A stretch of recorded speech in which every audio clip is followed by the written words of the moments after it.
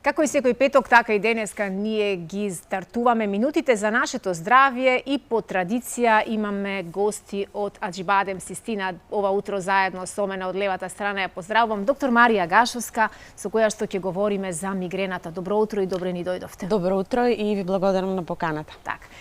Мигрената е состојба со која се соочуваат околу 12% на возрастната популација кај нас.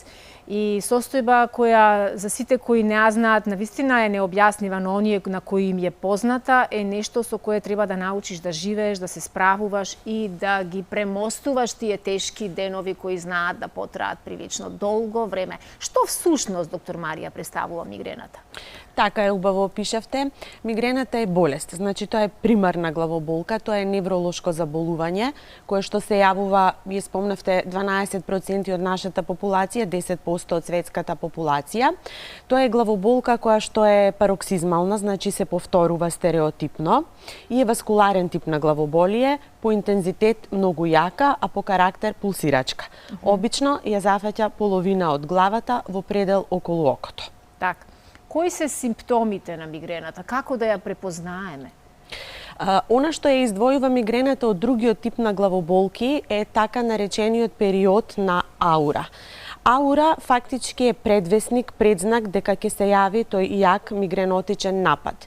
Во таа аура имаме најразлични симптоми, најчесто тоа се симптоми од видниот систем. Пациентите ќе опишат дека гледаат светлечка точка која блешти во видното поле, медицински ја викаме сцинтилирачки скотом, или опишуваат други испади во видот најчесто. Секако, не е обврзно тоа да бидат само визуелни симптоми, може да бидат и моторни, например да чувствуваат слабост на едната страна на телото, може да опишат сензитивни симптоми, митрне лице, митрне рака, митрне нога. Исто така може да бидат некои малку неспецифични симптоми од типот на губиток на концентрација, немир, анксиозност, обратно еуфорија, чувство на патолошка глад, особено за благо. И тоа е аурата која се јавува и ден пред да се јави тој вистински мигренозен напад. Аурата трае во просек од 15 до 30 минути, никогаш не трае повеќе од 1 час, сем во исклучителни случаи, ги викаме комплицирани мигрени, и нели после тоа се јавува тој јак пулсирачки напад кој што најчесто ги води пациентите по лекари. Пропратни симптоми на мигрената се таа јака болка, која обично е на половина на главата. Не мора секогаш да биде истата страна, може да менува лево и десно, но обично е половина глава. Пропратни симптоми, им се гадење, повраќање, смета светло, смета звук, смета светлина, преосетливи сте на мириси, така што овие пациенти често пати се повлекуваат во темно, сами, без гужва, во затворено и се во тој период на вистина неспособни и за работа и за изведување на секојдневните животни активности. Така. Во кој период од животот, во која возраст најчесто знае да се појави мигрената и дали повеќе на истава се подложни жените или мажите? Тоа е добро прашање. Типично мигрената се јавува во пубертет, односно првиот напад го очекуваме пред 20-та година. Жените се 3 пати почесто афектирани од мажите. Да, тоа е... Зар има нешто што жените не ги повеќе погодува од мажите? Веројатно не. Нема. А главоболките особено.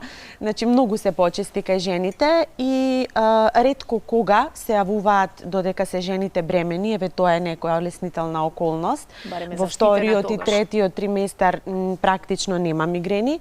Нема мигрени во менопауза.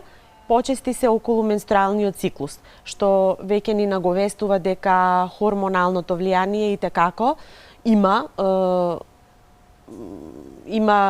свој голем удел во настанувањето на мигренските напади и во патогенезата на болеста. Так. Верувам дека на оваа тема, на темата мигрена, со која се соочува голем дел од светската популација, па и 10% не е малку, како што рековте, вие се правени бројни истражувања на оваа тема и се барани причините зошто настанува мигрената. Дојдени ли се до некакви резултати зошто настанува мигрената, како резултат на што? Мигрената, реков на почетокот во дефиницијата, да кажам, е васкуларна главоболка. Тоа е невроваскуларно заболување. Сега да не ги доведиме гледачите во забуна која ќе кажеме васкуларно, нели мислиме на крвните садови, не се работи тука за тромб, за крварење, за некој тоа е функционална главоболка. Значи кога ќе се јави аура мигрена, фактички крвните садови во мозокот се стискаат, се опуштаат и механизмот за контрола на болката откажува, па така тогаш се јавува главоболка. Причинители, тригери зошто се јавува мигрената се познати, голем број од нив се познати и веќе со сигурност можеме да тврдиме да, тоа ја предизвикува мигрената. Тие може да бидат наследни и можат да бидат фактори од околината, но овие вториве често пати можеме да реагираме, односно да превенираме, да ги менуваме. Генетиката не можеме. 60% од пациентите кои страдаат од оваа болест веќе имаат во фамилијата некој што исто така боледува. Значи и наследниот фактор е тука уклучен. Голем процент од наследниот фактор е вклучен. Точно се знаат кои се и гените кои што треба да ги носите, да се манифестираат за да бидете пациент со мигрена. Освен тие наследни фактори, има и ненаследни, односно ненаследни причинители. Дел од нив се многу познати. Например, некои храни, некоја храна и некои напитоци се промигренотични, предизвикуваат мигрена. Тоа се сирења, кафе, алкохол, пушачите добиваат мигрена, ќе разочараме многу гледачи, чоколадото предизвикува мигрена. А се вели дека треба да ни предизвика добро расположение, затоа што голачи предизвикува хормонот за среќа, нели? Но еве несакани ефекти чоколадото, еден од нив е појавата на мигрена. Стресот, како и кај многу болести, така и кај мигрената има влијание. Кога ќе кажам стрес, не мислам само на психичко замарање и тоа, меѓутоа се мисли и на физички стрес, се мисли на глад, на премор. Има еден ентитет, тоа е викенд мигрена, значи во викенди кога не работиме, кога треба да сме опуштени, кога имаме време за своите лични задоволства, тогаш се јавува мигрена и се смета дека подсвесно стресот, обврските што ни сте наметнуваат се причина за главоболката. Хормоните веќе ги спомнав, временските прилики, климата влијае на појавата на мигрена, некои навики од типот на седење навечер пред телевизор, пред екран, пред компјутер, тие светлуцања, изгладнување, преморување, сето тоа може да предизвика мигренски напад. Да, прекрасно го опишавте ова и претходно кажувавте зашто се не е способна личноста кога доаѓаат тие напади на главоболки, но можеме ли во кратко да опишеме како изгледа денот или месецот на еден човек или една жена, бидејќи рековте дека жените 3 пати повеќе се погодени од мигрената и ако навистина ги разгледаме тие 28 денови во време на менструалниот циклус на жената кога преживува се и се што кој мажите не го препознаваат и не го регистрираат, ако ја вклучиме тука и главоболката од мигрената, тога жената навистина секој ден во месецот има некаков проблем и некој треба да ја разбере, нели? Да. Како изгледа животот на една личност со мигрена, а всушност и жена треба да биде? Животот на една жена со мигрена, животот на пациент со мигрена, зависи квалитетот каков ќе му биде од тоа колку чести се нападите. Тука нема некое правило, значи може да ги добивате од 5 до 6 месечно, а некои опишуваат и само неколку во текот на животот. Се разбира, ако се чести, почести во текот на месецот, кај жената рековме менструалниот циклус, меѓутоа не мора да значи дека само тогаш, или ако е пациентот маж, неколку пати во месецот може да ја добие, со оглед на тоа дека главоболката рековме е јака, дека има други пропретни симптоми кои што се лимитирачки и не се баш пријатни. Квалитетот на живот може да биде намален поприлично. Главоболката трае долго, неколку часа, до 72 часа. После главоболката пациентите се изморени од болка, исцрпени. Така да често пати... Веројатно не се ни спие додека траат главоболките. Па да, јака е главоболката и не ви дава да заспиете. Така што е нарушен и сонот, напорен е денот. Во секој случај не сте способни за работа, реков, не сте способни ни за секојдневните животни активности. Најдобро е да го замислиме тој пациент дека е надвор од своето работно место, надвор од дневните активности. Ослободени ли се од работа пациентите кои што имаат диагностицирана мигрена и кои што навистина не се во работоспособни време на во тие напад денови, не се работоспособни, апсолутно, особено пациентите кои имаат гадење, повраќање, па мора да примаат терапија намалена женски. способност на вид и така натаму. Има ли, доктор Марија, мигрената омилено годишно време, некој период во годината кога најмногу е нагласена или кога најнеподносливи се тие мигренски главоболки? Има, и тоа е добро прашање, нели спомнавме дека временските прилики и неприлики се докажан причинител на главоболка, на мигренозна главоболка на напад. Обично мигрената е провоцирана од влажно време, од спарно време, и тоа е во врска со промена на атмосферските притисоци, така да во годишниот период каде што имаме влажна, спарна клима, почесто се јавуваат главоболките од типот мигрена. Така, а што е во оние месеци кога имаме преголема загаденост на воздухот, како што е периодот од декември до февруари? Влијае ли загадениот воздух? Влијае и загадениот воздух. Значи врти сучи цела година. Кој си ја има маката, ќе си ја влече цела година. Ќе си ја влече цела година, цел живот. Единствено еве кај жените кога ќе дојдат во менопауза, тоа е практично на некој начин лекот за мигрена, тогаш се ослободуваат од главоболки, Тогаш кога ќе се јави на пример кај жена во менопауза или кај маж над 50-та година, кога ќе се јави главоболка што клинички личи на мигрена, многу малку е веројатно дека е мигрена и тогаш ние како лекари секогаш бараме друга причина. Не можеме да му кажеме на таквиот пациент ти имаш мигрена. Так. Може ли мигрената да се превенира, доктор Марија? Постои ли таква шанса? Може да се превенира мигрената. Рековме на некои фактори не можеме да влијаеме. Не можете да влијаете на својата генетика, таа е каква е.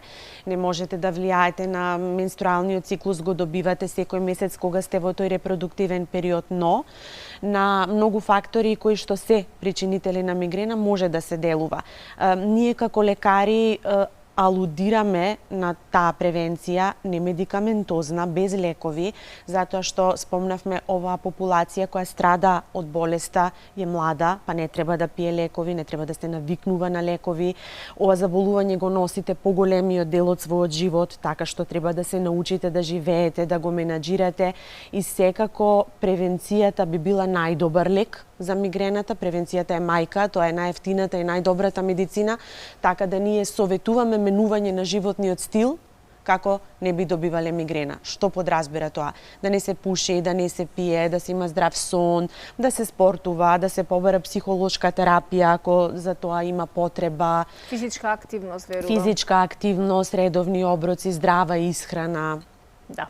Но понекогаш мора и да се вклучи таа медикаментозна терапија. Имаме 5-6 минути време, само да кажам, да вклучиме еден или двајца гледачи, да поставите конкретно прашање. Верувам дека ве има и такви кои се соочувате со познат или непознат вид на главоболки, а некогаш од страв, бидејќи ние како пациенти, а сите сме ние пациенти, секогаш си наоѓаме изговор зошто не боли главата од време, тоа е од промена, е од ненаспаност, е од ова или од она и не си го бараме решението, односно не бараме докторска поддршка да ни диагностицира причина зошто нешто не боли, но доколку имаат гледачите некое конкретно прашање, телефонските линии се вклучени, можете до 9 часот имаме време да ја поставите прашање на доктор Марија Гашовска од Аџибадем Систина. Само уште нешто околу начинот на третман да ми кажете како современата медицина ја третира оваа состојба која не е толку едноставна да ја оставиме без таблетарна терапија секогаш. Јасно, кога пациентот има акутен напад, кога доаѓа во нашата установа со болка, ние мора да го истретираме тој акутен напад на болка. Значи, болката фактички ве носи на лекар, ви смета и мора да му најдете лек на пациентот да му се помогне. Сега, нема тука некое правило кој лек точно би ви препорачале да го земете за вашата главоболка. Реков, ова се главоболки што стереотипно се повторуваат, пациентот веќе си ги знае и обично знаат кој лек и им помага. Тоа може да бидат и обичните аналгетици што ги имаме дома во домашните аптеки од типот на парацетамол или аспирин. И ако тоа помага, советуваме да се земе тоа. Нестероидните антиревматици помагаат, може пациентите да ги земат и нив. Сега постои една посебна група на лекови, ова што рековте, медицината отидна напред во третманот на оваа болест. Тоа се специјална група на аналгетици кои што се викаат триптани. Тие се моќни и делуваат не само на болката, туку и на пропратните симптоми. На мигрената ги спомнавме фотофобија, значи смета светло, смета звук, смета глас. Тие лекови е услов да се земат многу рано. Значи, уште во време на аура, кога вие знаете дека ќе следи мигрена, да се земат тогаш. Ако нападот се развие и доживее некоја кулминација, обично имаат многу благ или никаков ефект. Сакам да потенцирам само дека овие лекови не се мешаат со други лекови, значи треба да ги препише лекар, треба внимателно да се исклучиво по препорака на лекар. Доктор Марија, имаме гледач на линија, во интерес на времето да му дадеме збори да го постави своето прашање. Добро утро или добар ден? Добро утро. Повелете во програма. Сакам да прашам најпрво дали некоја храна предизвикува мигрена и која конкретно? И дали може би циркулацијата или недоволната циркулација до мозокот може да предизвикува мигрена? Дали ја разбрахме добро гледачката? Благодарам. За делот околу храната и околу намирниците веќе спомнавме, ќе повториме уште еднаш. Да, за одредени типови на храна и за одредени пијалоци се знае дека се добро друштво на мигрената. Значи, доколку имате мигрена, треба да избегнувате конзервирана храна, треба да избегнувате сирења, чоколадото го спомнавме, алкохол и кафење треба да се избегнуваат.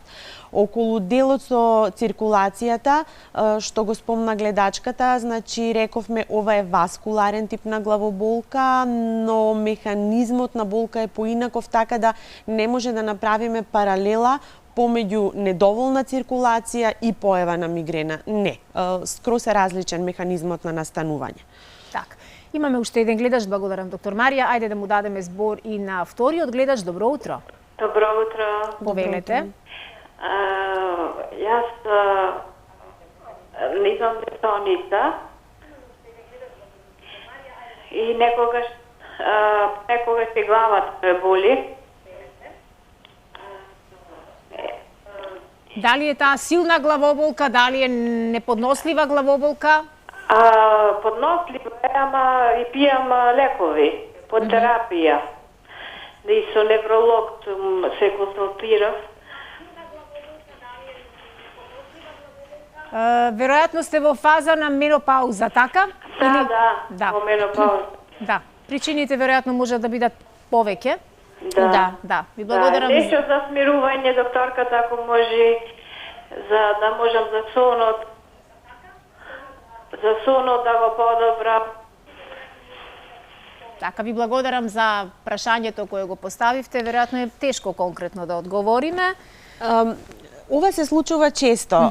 Значи, ова е повозрасна пациентка, еве вие и конкретно прашавте дали се наближува до тој тежок период за жената до менопаузата, истата го потврди. Факт е дека таа има некаков хроничен тип на главоболка, нешто што трае, нешто што таа го влече. Не мора да значи дека е мигрена. Има и друг тип на главоболки. Пред се ќе го спомнам тој тензионен тип на главоболие. Тоа е главоболка кога боли цела глава, како притисок, како стисната да е главата. Најчесто тоа се главоболки кои потекнуваат од дегенеративни промени во вратниот рбет или народски спондилозата ќе обвиниме. И пациентката побара лекови за смирување со право, затоа што тоа што го носите толку долго и живеете со болка, ве прави нервозни, ви го ремети сонот. Пак ќе кажам, најлесно е, но и најпогрешно да се дадат лекови за смирување.